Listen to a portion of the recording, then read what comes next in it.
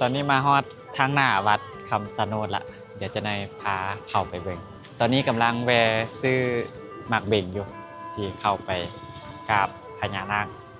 อยู่วัดคำสะโนดตอนนี้ย่างเข้าประตูวัดคำสะโนดมาละเข้ามาวัดสิมีบัตรคิวตัวนี้ให้ก่อนเฮาสิเข้าไป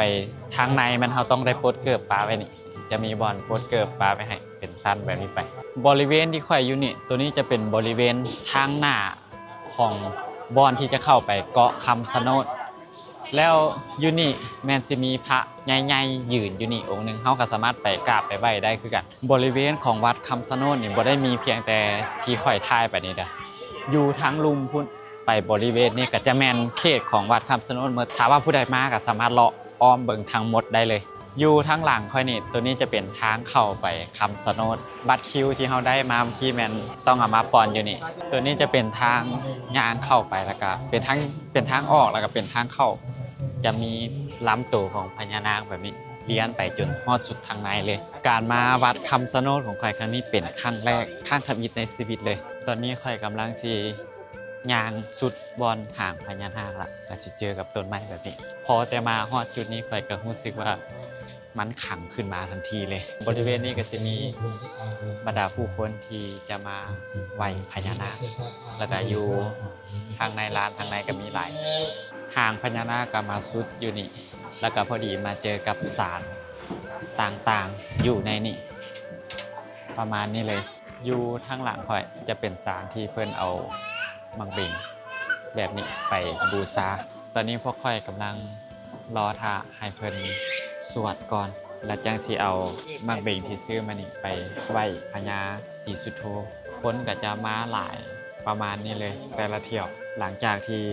บูชาแล้วเดี๋ยวค่อยสิพายางอ้อมค่อยให้แม่นไหว้ไปเรียบร้อยแล้วโดยรวมก็สิเป็นป่าแบบนี้เลยและเพิ่นสิเฮ็ดเป็นทางแบบนี้เป็นทางไม้แบบนี้ให้เฮายางเลาะอ้อมเบิงต้นทางหลังค่อยนี่ต้นใหญ่ๆอยู่ที่มีสารอยู่กองนี่ตัวนี้จะเป็นต้นหมากเดือที่มีขนาดใหญ่สมควรเลยอากาศอยู่นี่เห็นโคตรเย็นเลยตัวนี้แม่นเป็นการบอกให้ฮู้ถึงระดับน้ำระดับความสูงตัวพื้นทางลุ่มนี่มันจะบ่ได้แม่นดินแท้ๆบริเวณทางหลังข่อยก็สิมีแต่ต้นไม้ใหญ่เบิดต้นไม้น้อยก็มีจำนวนน้อยเป็นสถานที่ศักดิ์สิทธิ์ที่หลายๆคนให้ความเคารพนับถือเป็นอย่างสูงเลยโดยเฉพาะคนที่นับถือพญานาคร้านที่ข่อยย่างเขาเจ้าจะเฮ็ดอ้อมเกาะตัวคำสะโนดนี่เลยเฮาแนมไปนี่ก็สิเห็นเป็นหนองเป็นบึงขนาดใหญ่เลยต้นไม้แต่ละต้นนี่ค่อนข้างมีอายุน่าจะฮอดเป็นหลายร้อยปีอยู่แต่ละบอนที่ย่างมานี่ถ้าว่ามีคนเดียวย่างมานี่ข่อยเชื่อเลยว่าบ่กล้ามาแน่นอนเบิ่งไปจุดใดก็รู้สึกว่ามันค่อนข้างมีความขลังเลยตัวนี้เขาเจ้าจะเอิ้นว่าเป็นบ่อน้ำศักดิ์สิทธิ์เป็นบ่อน้ำที่